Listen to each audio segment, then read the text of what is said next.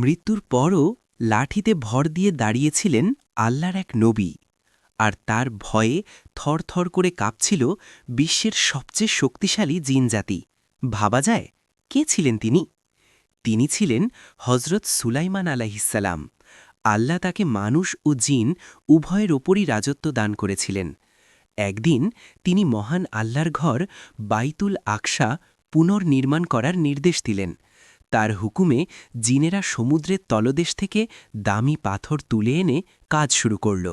কিন্তু কাজ শেষ হওয়ার আগেই মালাকুল মাউত আজরাইল আলাইহিসসালাম হাজির হলেন তার জান কবজ করতে। সুলাইমান আলাইহিসসালাম ভাবলেন, আমি মারা গেলে জিনেরা কাজ থামিয়ে দেবে।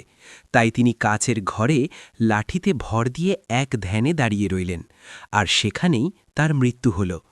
বাইরে থেকে জিনেরা ভাবল বাদশাহ তাদের দেখছেন, তাই শাস্তির ভয়ে তারা দিন রাত এক করে কাজ শেষ করল। দীর্ঘ ১ বছর পর সামান্য একটি উই পোকা তার লাঠি খেয়ে ফেলার পর লাঠিটি ভেঙে যায় এবং তিনি মাটিতে পড়ে যান।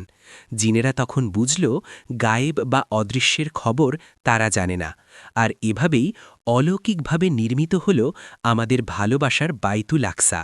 নিয়মিত ইসলামিক এবং নবী রাসূলদের ঘটনা শুনতে আমাদের চ্যানেলটি সাবস্ক্রাইব করে রাখুন।